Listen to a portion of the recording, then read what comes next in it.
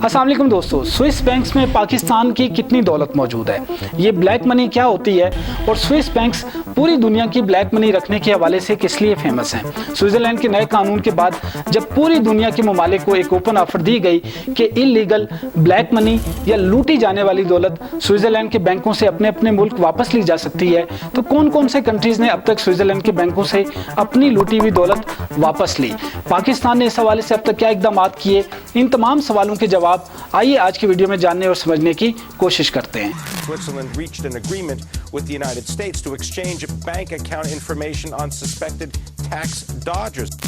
Isaac Dar साहब खड़े होकर नेशनल असेंबली में एक धमाका करते हैं, एक खबर देते हैं कि जी 200 अरब डॉलर्स हैं जो हम वापस ला सकते हैं। कि जिस दिन इमरान खान ने हल्फ लिया तो मेरा पाकिस्तान का 200 अरब डॉलर जो बाहर पड़ा हुआ है, इमरान खान अगले दिन उसको पाकिस्तान वापस लेके आएगा। इस पूरे केस को समझने के लिए सबसे पहले तो ये समझना ज़रूरी है कि ये ब्लैक मनी होती क्या है और स्विस बैंक्स पूरी दुनिया में ब्लैक मनी रखने के हवाले से किस लिए फेमस हैं। सो ब्लैक मनी तो बेसिकली अगर हम आसान अल्फाज में समझने की कोशिश करें तो कोई भी ऐसा पैसा जिसका सोर्स आप हुकूमत से छुपा रहे हो वो ब्लैक मनी है। अब यहाँ दूसरी चीज़ जो कि समझना ज़रूरी है कि एक तो वो सोर्स ऑफ इनकम होता है जो कि इलीगल एक्टिविटी से हासिल किया जाता है, for example money laundering, fraud, smuggling, drugs and narcotics वगैरह वगैरह। और दूसरा वो सोर्स ऑफ इनकम है जो कि है तो लीगल बट उस इनकम को टैक्स नेट से बचने के लिए हुकूमत से छुपाया जाता है। फॉर एग्जांपल आप कोई बिजनेस कर रहे हैं और अपनी इनकम को कम शो करके टैक्स से बचने के लिए कैश की सूरत में ही पैसे को घर पे जमा रखते हैं, या फिर हवाला हुंडी से भेजी जाने वाली या रिसीव की जाने वाली रकम भी ब्लैक मनी में ही आएगी, यानी कि कोई भी ऐसी रकम जिसका रिकॉर्ड गवर्नमेंट के पास नहीं है वो ब्लैक मनी में आएगी। अब इस ब्लैक मनी को वाइट करने के लिए अलग अलग सोर्सेज इस्तेमाल होते हैं। हमारी गवर्नमेंट्स भी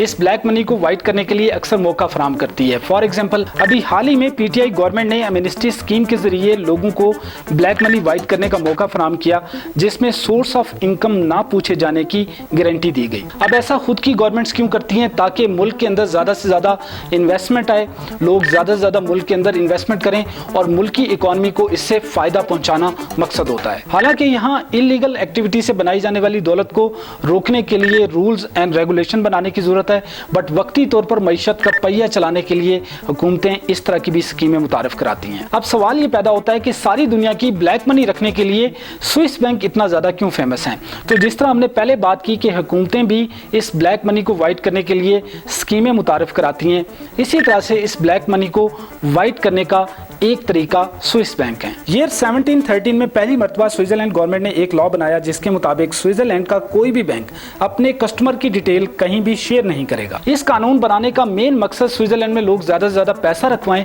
जिससे मुल्क की इकोनॉमी पर बेहतर असरात आए। और फिर इसी तरह हुआ, सबसे पहले स्विट्जरलैंड के इर्द गिर्द ममालिक से और फिर पूरी दुनिया से लोगों ने अपना पैसा स्विस बैंक्स में रखना शुरू कर दिया। यहाँ नंबर अकाउंट मुतारिफ कराया गया जिसके बाद किसी भी तरह से अकाउंट की इंफॉर्मेशन लीक आउट होना नामुमकिन बनाया गया। इस नंबर अकाउंट का मतलब यह था कि अकाउंट हैंडलर की कोई भी इंफॉर्मेशन जैसा कि उसका नाम, उसका कंट्री, उसमें मौजूद रकम, कोई भी ऐसी इंफॉर्मेशन सिवाय चंद लोगों के किसी के पास नहीं थी। मजीद 1934 में स्विट्जरलैंड गवर्नमेंट ने एक और कानून पास किया जिसमें बैंकिंग सिस्टम को और ज्यादा स्ट्रिक्ट बनाया गया और बैंकर्स पे मजीद सख्ती की गई, जिसके मुताबिक कोई भी बैंक अपने कस्टमर की इंफॉर्मेशन ना तो किसी मुल्क की गवर्नमेंट और ना ही किसी टैक्स एजेंसी को दे सकता था। सो इस तरीके से ये बैंकिंग सिस्टम पूरी दुनिया में सिक्योर समझा जाने लगा और फिर पूरी दुनिया से अमीर और ताकतवर लोगों ने अपना पैसा ब्लैक मनी या लूटी जाने वाली दौलत स्विस बैंक्स में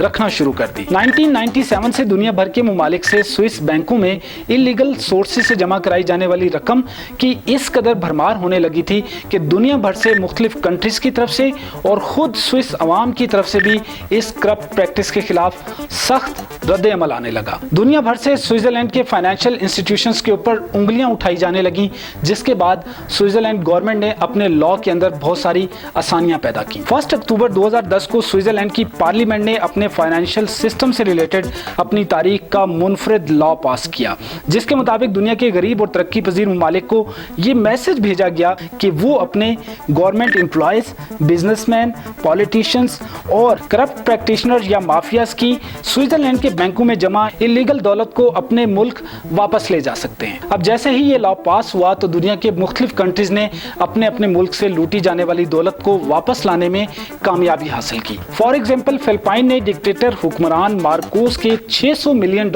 स्विस बैंकों से वापस हासिल किए। इसी तरह से नाइजीरिया की हुक्मरान अबाचा के $1.5 बिलियन वापस आए। मैक्सिको के कार्लोस जो कि अमीर तरीन शख्सियात में से हैं, जिनके स्विस बैंकों में जमा इलीगल एसेट्स इनके मुल्कों ने वापस हासिल किए। इलीगल एसेट्स की वापसी के लिए स्विस गवर्नमेंट अब इस कदर ओपन हार्टेड बिहेव कर रही है कि इसने वो एसेट्स भी इस लिस्ट में शामिल कर दिए हैं जो कि किसी भी वजह से स्विस गवर्नमेंट ने फ्रीज कर रखे थे। और तो और वो एसेट्स भी इस लिस्ट में शामिल हैं जिनके मुतालिक किसी भी कंट्री के हेड ने इस्तिस्ना मांगा हो। यहाँ इन इलीगल एसेट्स की वापसी के लिए जो कंडीशंस रखी गई हैं उनमें इंटरेस्टेड बात यह है कि इन फ्रीज एसेट्स की वापसी के लिए स्विस गवर्नमेंट को सिर्फ ये इत्मीनान दिलाना जरूरी होगा कि रिलेटेड पर्सन के एसेट्स जो कि इसने स्विस बैंकों में जमा कराए हैं अपने मुल्क में किसी भी हैसियत में काम करते हुए इसके सोर्स ऑफ इनकम से ज्यादा हैं। अब अगर पाकिस्तान की बात की जाए तो ऑन द फ्लोर यहाँ पर कई बार ये कहा जा चुका है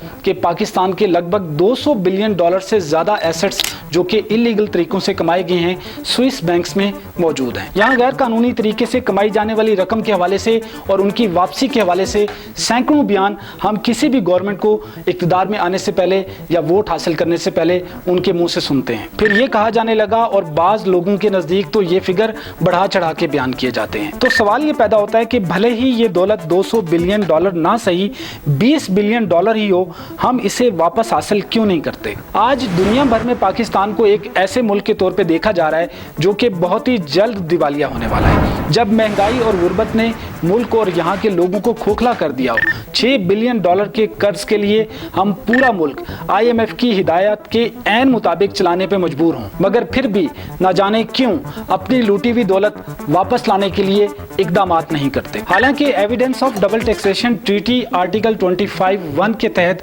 पाकिस्तान स्विट्जरलैंड से ऐसे अकाउंट्स की डिटेल ले सकता है। सो अब तक ये तफसीलात क्यों नहीं मांगी गई, और अगर मांगी गई तो इनके ऊपर अभी तक कोई एक्शन क्यों नहीं हुआ। सितंबर 2018 में इस वक्त के चीफ जस्टिस साकिब निसार ने तो एक केस की समाअत के दौरान ये रिमार्क्स भी दिए थे कि सिर्फ दुबई में पाकिस्तानियों के $150 बिलियन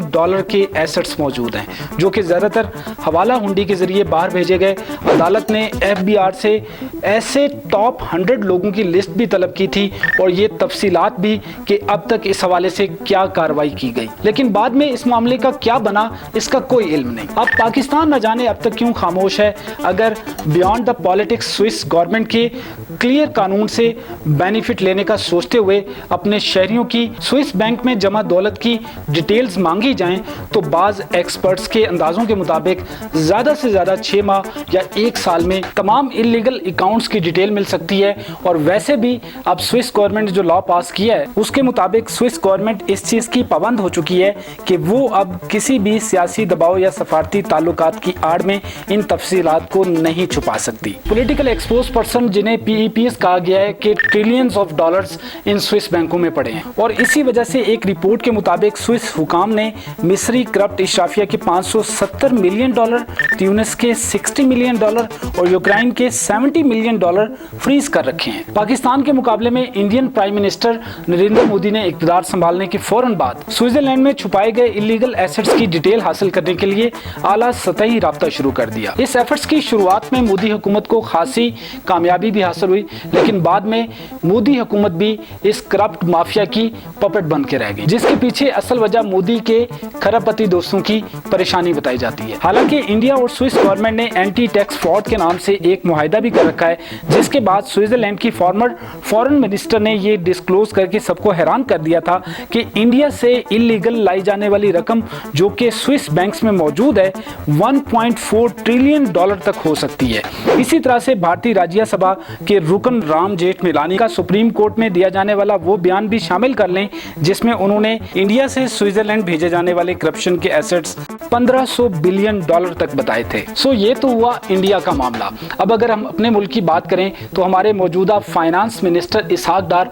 असेंबली के फ्लोर पे खड़े होकर ये बात कर चुके हैं कि वो मुल्क से लूटी जाने वाली रकम जो स्विस बैंक्स में मौजूद है वो मुल्क में वापस लाएंगे, मगर एक रस्मी से ऐलान के बाद शायद मिसाके जमहूरियत की खातिर कोई भी ठोस इकदाम करना मुनासिब नहीं समझा। मगर अब सवाल ये पैदा होता है कि क्या हुकूमत, नैब या FBI के लिए ये काम कोई मुश्किल या नामुमकिन काम है? हमारे जैसे न जाने कितने मुल्क हैं जो इन ममालिक की लिस्ट में शामिल हैं जिन्हें इंटरनेशनल इंस्टीट्यूशंस ने करप्ट ममालिक की लिस्ट में शामिल किया हुआ है। इस कॉन्टेक्स्ट में तो ये काम और आसान हो जाता है कि पाकिस्तान अपने इन्वेस्टिगेशन इंस्टीट्यूशंस की मदद से किसी भी ऐसे शख्स जिस पर शक हो उसके एसेट्स की तस्दीक कर सके। हालांकि जब स्विस गवर्नमेंट की तरफ से ये बैंक पॉलिसी ज्यादा सख्त थी तब भी नाइजीरिया, फिलिपाइन और पेरू कई माह तक लीगल वॉर लड़ने के बाद मिलियंस ऑफ डॉलर अपने अपने मुल्क में वापस ले जाने में कामयाब हुए थे। आज जब हमारे मुल्क में हुक्मरान खानदानों पे इल्जामात की बारिश की जाती है तो ना जाने क्यों भूल जाते हैं कि इस पर अमल दरामद करना भी